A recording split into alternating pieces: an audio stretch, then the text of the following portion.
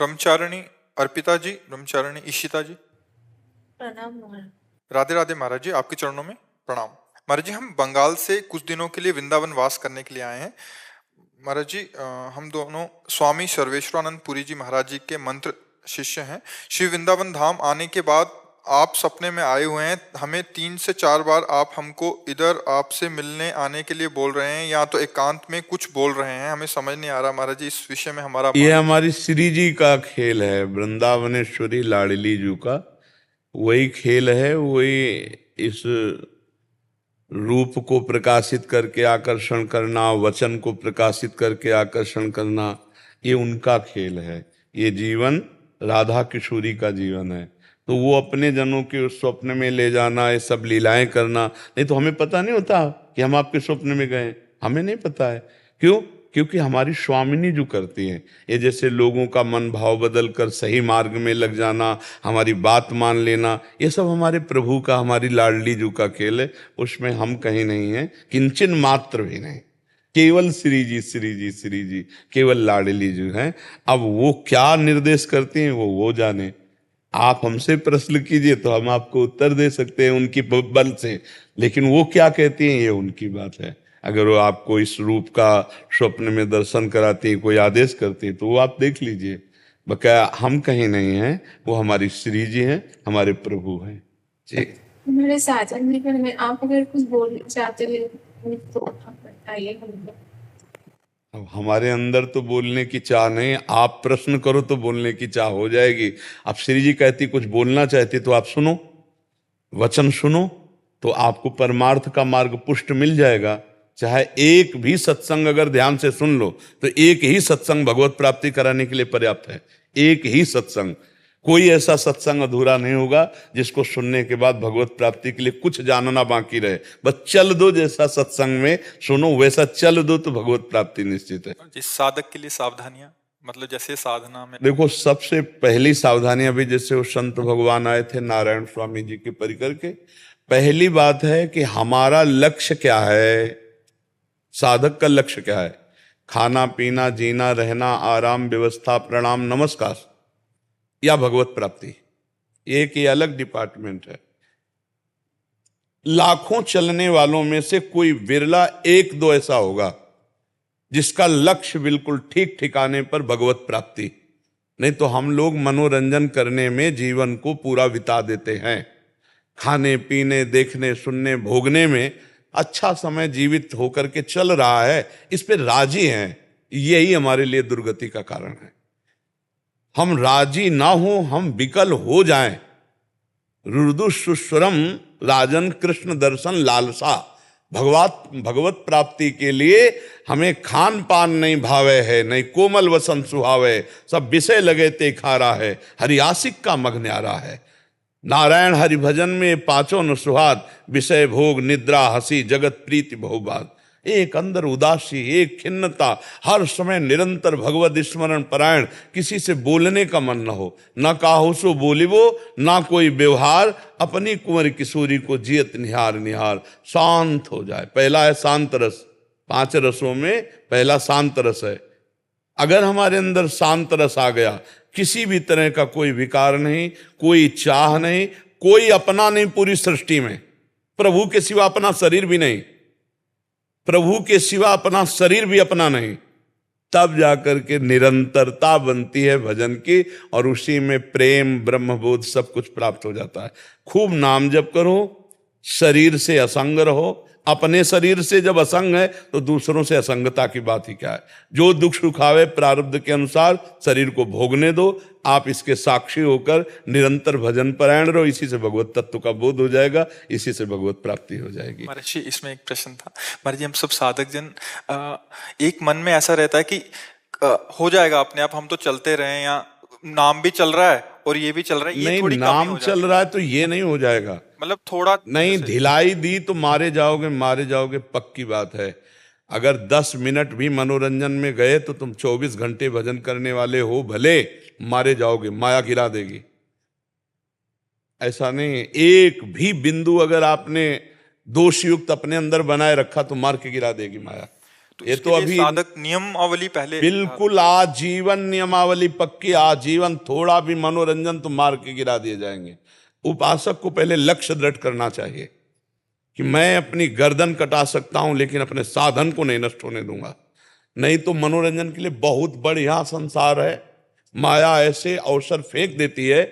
एक ही मनोरंजन थोड़ी है, नेत्रों का, श्रवणेन्द्रिय का, घ्राणेन्द्रिय का, रसेंद्रिय का, जनेन्द्रिय का, इन वेगों को सहना बहुत कठिन है और इनके मनोरंजन के लिए फिर व्यवस्था कर देती है। क्योंकि भगवत प्राप्ति करना चाहते हो ना, तो ये मनोरंजन वाटिका में आओ, तो जो कहता है नहीं, तो फिर रिद्धियां सिद्धियां का मनोरंजन, फिर वो भी नहीं। बड़े बड़े देवता उसकी सेवा में खड़े हो जाते हैं, वो भी नहीं। ब्रह्मादिक के भोग सब विषम लागत ताई, नारायण ब्रज चंद की लगन लगी ही जाए। सुरपति नरपति लोकपति जिनके भावे घास, और रहे परम आनंद में तज से। तब भगवत साक्षात्कार की वेदना जागृत होती, वेदना, हाय हाय मच जाता है, कैसे जीऊं आपके बिना प्रभु। रुदन, ऐसा रुदन जैसे पूछो मत, हृदय फट जाए। वो गंभीर बैठा है नहीं तो हृदय फट जाए, ऐसा।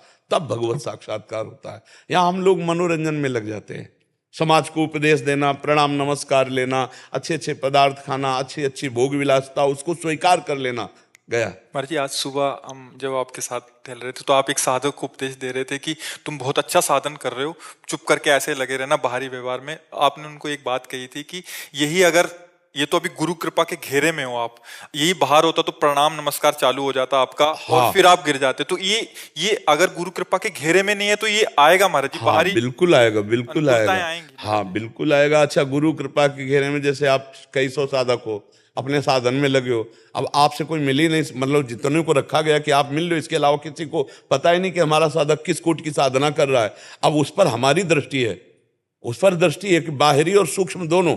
अब उस पर आक्रमण करने के पहले हमारे से आदेश लेना पड़ेगा, हमारे घेरे को तोड़ना होगा। और स्वतंत्र साधक है तो उसके सहयोग होने लगते हैं कि मानो ये जल पी करके रह रहा है, इतने दिन हो गए अन्न नहीं पाया, इतने दिन ऐसा, तो लोग उसकी परिचर्या में लग जाते हैं। फल फूल रुपया पैसा मान प्रतिष्ठा, अब वो धीरे धीरे धीरे धीरे वो आंतरिक वृत्ति से बहिर्मुख होकर भ्रष्ट हो जाता है। भ्रष्ट होने का मतलब होता है अपने मार्ग से गिर जाता है। इसलिए बहुत जरूरी गुरुजनों की नजर में रहे और अपने लक्ष्य में दृढ़ रहे, राजी नहीं होना। हमारा जो लक्ष्य, उसके अलावा राजी नहीं होना। जब ध्रुव जी वनवास तपस्या के लिए, तो नारद जी ने तो यही कहा, तुम सिंहासन के लिए ही तो जा रहे हो, अभी उत्तानपाद को कहेंगे अभी तुम्हें सिंहासन मिल जाएगा। अरे बेटा हो तुम, अभी बच्चे हो, क्या मान अपमान, चलो वापस चलो। उनका नहीं, हमारा क्षत्रिय कुल में जन्म हुआ, हमारा स्वभाव एक बार निश्चय कर ले उसे हम टल नहीं सकते। उनका वहां राक्षस हैं, भेड़िया खा जाएगा, पक्का खा जाए तो कोई बात नहीं, अगर जिंदा रहेंगे तो भगवत प्राप्ति करेंगे, मरेंगे तो कोई बात नहीं। तब देवर्षि नारद जी ने देखा चेला पक्का भय और प्रलोभन दोनों से मुक्त, तो द्वादशाक्षर मंत्र दे 6 महीने में भगवत साक्षात्कार कर लिया। हम लोग लक्ष्य से हट जाते हैं, लक्ष्य से गिर जाते हैं। रुपया पैसा मान प्रतिष्ठा मठ महांति बड़ी बड़ी इनमें हमारी राजी हो जाती है। और राजी हो जाना बस ये नहीं होना चाहिए, राजी नहीं होना है। आप भी कुछ भी जाए, संसार के भोग, संसार की व्यवस्था है, ना भोगना है ना राजी होना है, वो भगवत प्राप्त हो जाएगा। मर्जी, जैसे आपकी बात सुन रहे हैं तो एकदम दृढ़ता हो रही है। अभी कुछ दिन तो चलेगा, 1 महीना 2 महीना, फिर ढिलाई क्यों हो जाती है? तो इसलिए रोज सत्संग सुनना चाहिए। भक्ति कर दीप प्रेम करी बाती, साधु संगति कर अनुदिन राती। हमारी बैटरी डिस्चार्ज ही ना होने पावे, एक्स्ट्रा में चार्ज होती रहे इतनी कि हम कभी इन बातों में रमे ही ना, सुन करके हम आगे बढ़े भगवत मार्ग में। बहुत मीठा प्रलोभन, जहर मीठा माया देती, बहुत मीठा, अच्छे अच्छे अपने हाथ से गला काट लें, ऐसा है इसका प्रलोभन। मान प्रतिष्ठा भोग वासना, इनको खिलवाड़ थोड़ी समझा जाता है, खिलवाड़ नहीं, बड़ी बड़ी ऊंचाई से ऐसे धम्म से गिरा देती है माया, और अपने को गिरना अच्छा लगता है। ये बस इन खाइयों को जो पार कर गया वो महात्मा है, समात्मा सुदुर्लभा, वो भगवान का विशुद्ध भक्त है। चाहे स्त्री शरीर हो चाहे पुरुष शरीर हो, हम सब एक ही परमात्मा के अंश हैं, शरीरों के भेद से कोई अंतर नहीं पड़ता। अगर हम चलेंगे जिस भाव से, वैसे मुझे प्रभु प्राप्त हो जाएंगे। बहुत बचा के रखना, बहुत छुपा के रखना। शरीर एक परमात्मा की दी हुई धरोहर है, हम ज्यों का त्यों वापस कर दें, मलिन न करें। कबीरदास जी कहते, चदरिया झीनी रे झीनी, जैसी की तैसी धर दीली। जैसी दी थी प्रभु, अपवित्र नहीं किया, जैसी की तैसी दर दीली, चदरिया झीनी रे झीनी। जो हमारा संत मार्ग है वो यही मार्ग है, जैसी की तैसी धर दीनी। जो गृहस्थ मार्ग है वो प्रवृत्ति मार्ग से भगवत मार्ग में बढ़े, लेकिन जो विरक्ति मार्ग है वो बिल्कुल अलग है। किसी भी तरह से कैसे भी ना तन गंदा होना चाहिए ना मन गंदा होना चाहिए। हमारा तन मन दोनों भगवान की सेवा का पात्र है। अब हमारा अधिकार नहीं है, ये गुरु का है, गुरु का दिया हुआ है भगवान की सेवा के लिए। जैसे श्री जी के पात्र है ना, हम मार्जन करके बड़े पवित्रता से रखते, ऐसे श्री जी की सेवा का ये भी पात्र है। इसको गंदा नहीं रखना, इसको पवित्र रखना, विचार पवित्र, आचरण पवित्र, और ये शरीर भी भगवान की सेवा में। महाराज जी एक प्रश्न और महाराज जी, जैसे नए नवीन साधक होते हैं उनके मन में विकार तो आ रहे हैं, बट उसकी क्रिया रूप में अंदर से विकार cutting आना कोई आश्चर्य की बात नहीं है, विकार स्फुरित होना कोई आश्चर्य की बात नहीं, उसका संकल्प बनना आश्चर्य की बात है। और संकल्प बन के क्रिया में उतर जाना ये तो बहुत ही निंदनीय बात हो गई। साधक के हृदय में विषय स्फुरण होना, विषयों का आकर्षण होना, ये कोई आश्चर्य की बात नहीं है। ये तो बड़े बड़े अच्छे साधकों के अंदर भी स्फुरणा होती है, तरंग मात्र। लेकिन उसको संकल्प बना देना, उसमें चिंतन करके रमण करना और फिर उसको क्रिया में उतार देना, वो तो साधक ही फिर गया। फिर तो क्या है, कामा संजायते क्रोधा क्रोधा स्मृति विभ्रमा स्मृति भ्रंशात बुद्धिनाशो बुद्धिनाशात प्रणश्यति। लेकिन प्रारंभ उसका जो है विषय का ध्यान है, विषयों का चिंतन है। जब हमारे अंदर कोई प्रलोभन भेजता है मन, ये भोग भोग लो बड़ा सुख मिलेगा, उसी समय काटना है। नहीं, मर चाहे जाऊं, भगवत सुख के लिए मैंने ये जीवन अर्पित किया, इस सुख के लिए नहीं, वो 1000 बार कर, बड़ा सुख मिलेगा। साधक इसी में फिसलता है। अब उस समय वो काटे मंत्र के द्वारा, नाम जप के द्वारा, नहीं नहीं राधा राधा राधा राधा राधा, नहीं राधा राधा राधा राधा राधा, बार बार अंदर से हटाए, उसका संकल्प न बनने पाए। मन कहेगा अरे चुप रहो, इस समय थोड़ा देखो हम क्या तुम्हें दिखा रहे हैं, क्या तुम्हें समझा रहे हैं। उसकी बात ना सुने, उसे काट दे, तो संकल्प नहीं बन पाया। और सुन लिया तो संकल्प बन जाएगा, और संकल्प बन गया तो क्रिया में उतार देगा। और ऐसा संग नहीं करना चाहिए साधक को, चाहे वो पुरुष हो चाहे स्त्री हो। एक दृष्टि में पता चल जाता है हमारी तरफ किस भाव से देखा जा रहा है। सबको इतना ज्ञान तो भगवान ने दिया है कि एक दृष्टि में पता चल जाता है कि ये हमारी तरफ किस भाव से देख रहे हैं। अच्छा चलो देखना से, फिर व्यवहार से पता चल जाता है कि ये सकाम या निष्काम। अगर हमको समझ में आ जाए कि ये काम संबंधी चेष्टा वाला, काम संबंधी चेष्टा वाली, जैसे भी, तो हमको तत्काल उसका संग ऐसे त्यागना चाहिए जैसे काला सर्प आ जाए और हमारी गोदी में गिर जाए तो हम क्या करेंगे, विचार करेंगे क्या, पहले फटकेंगे। पहले हमको भागना चाहिए, पहले दूरी बनाना चाहिए, फिर विचार करना चाहिए। हमारे शास्त्रों में ऐसा लिखा है, जैसे कोबरा सर्प आके हमारी गोद में गिर जाए तो विचार करेंगे क्या, नहीं, पहला काम करेंगे उसे फेंक देंगे। ऐसे ही कुसंग जहां होने को हो तो पहला काम करे, पहले भागे, वहां से हटे, विचार की जरूरत नहीं, पहले हटो, दूरी बनाओ, फिर विचार करो। अगर विचार में लग गए, दूरी नहीं बनाया, तो फिर मन की चाल होती है। जैसे कोई भी विषय है, वो कहेगा हम भोगेंगे नहीं, दूर से देख लेते हैं, किसी भी विषय को भोगना नहीं, छू लेते हैं धीरे धीरे धीरे धीरे, तो मन बड़ी फुसला के फंसाता है हम लोगों को, इसी फुसलाहट में गिराता है। इसी को संभालना है। किसी भी तरह से पहले ही उसमें एक विषय में गिरा सकता है तो हर विषय में गिरा सकता है। साधक को हर विषय में सावधान रहना चाहिए। छोटे छोटे बिंदु हैं जिनसे हमको मन फिसला करके सिंधु में गिरा देगा। अभी तो बिंदु हैं, लेकिन सिंधु में गिरा देगा जहां से निकल पाना मुश्किल है, और वो विषय में डूब जाएगा। इसलिए साधक को तो बहुत, चाहे जवान हो चाहे बूढ़ा, इससे कोई मतलब नहीं, शरीर से कोई मतलब नहीं मन को, तो हम कभी भी ढिलाई ना दें। अगर साधक ढिलाई देगा तो हर सुविधा मिल जाएगी, भगवान नहीं मिलेंगे।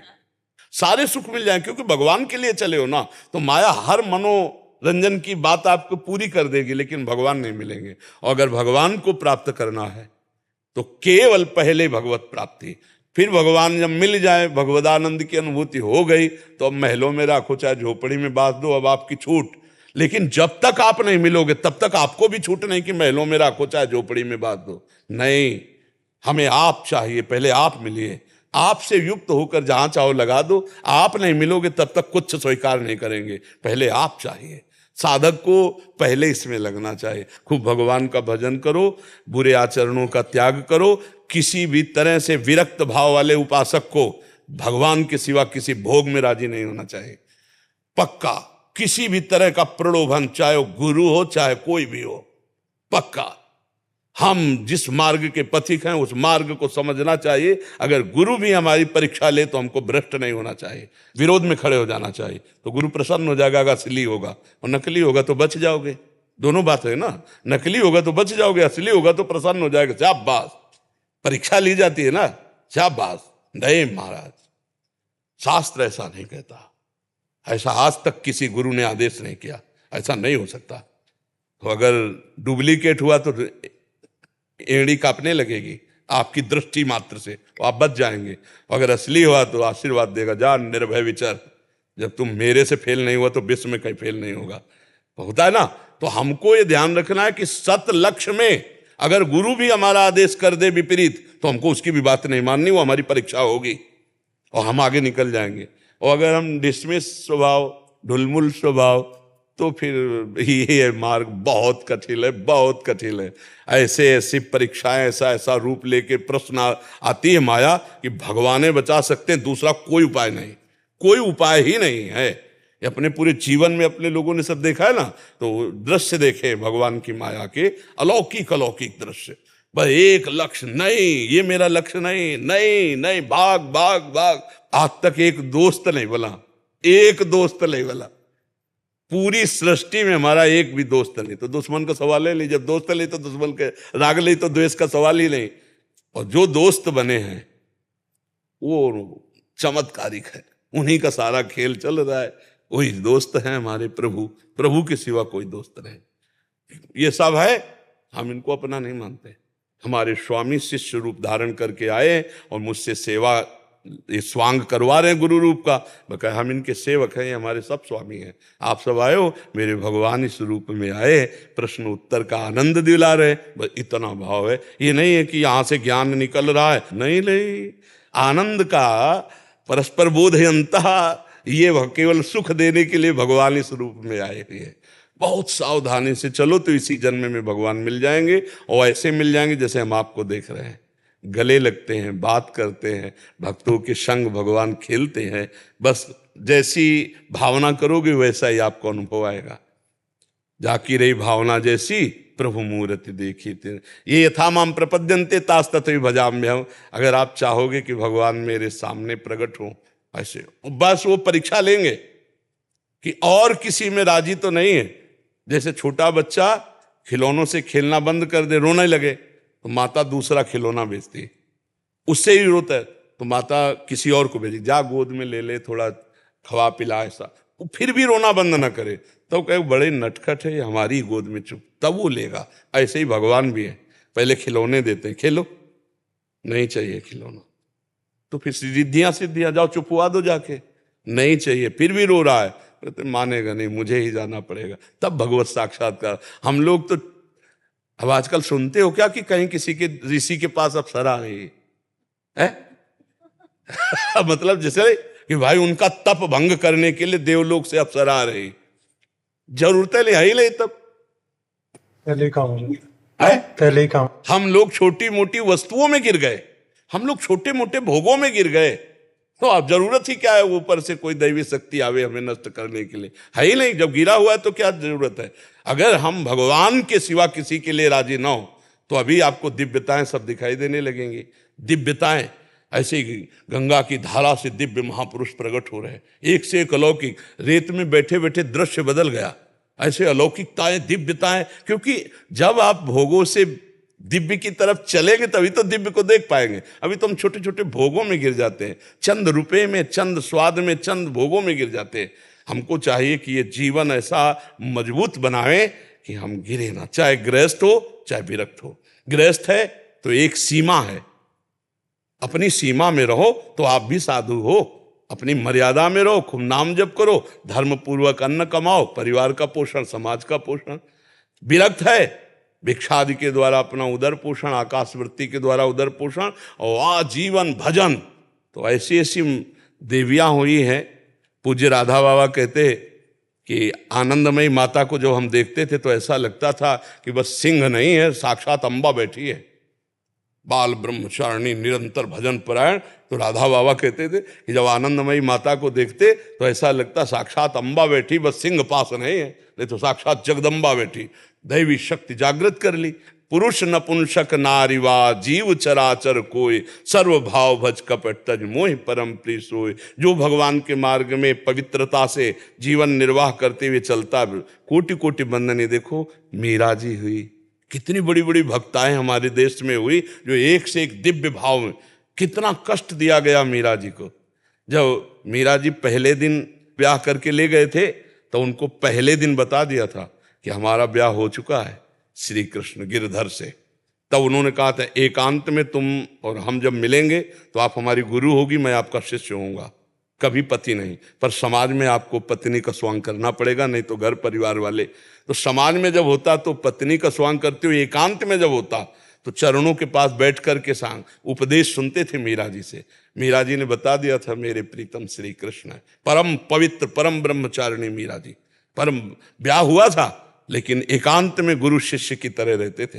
ये एकांतिक बात है मीरा जी की। उन्होंने बता दिया था मेरे तो गिरधर गोपाल दूसरो न कोई, जाके सिर मोर मुकुट मेरो पति सोई, आप निमित्त मात्र हैं। तो उनका मुझे सौभाग्य होगा कि आप हमें एकांत में शिष्य रूप से स्वीकार करें। ऐसा ही जीवन रहा। तो कोई भी भजन करे, भजन करके यदि भगवान को चाहे तो निश्चित प्राप्त कर सकता है, कोई भी हो चराचर जगत में। पर भगवान को कपट छल अच्छा नहीं लगता। भगवान ने अपने हृदय की बात कही, निर्मल मन जन सो मोहि पावा, मोहि कपट छल छिद्र न। कपट छल छिद्र भगवान को, ड्रामेबाजी अच्छा नहीं लगता। हम दोषी हैं, पापी हैं, नीच हैं, प्रभु आपके हैं जैसे हैं, और खुले हृदय से प्रभु को पुकारे तो जन अवगुण प्रभु मान न काऊ, दीन बंधु अति मृदुल स्वभाव। सारी गलतियों को माफ करके भगवान उसे अपना साक्षात्कार देते हैं।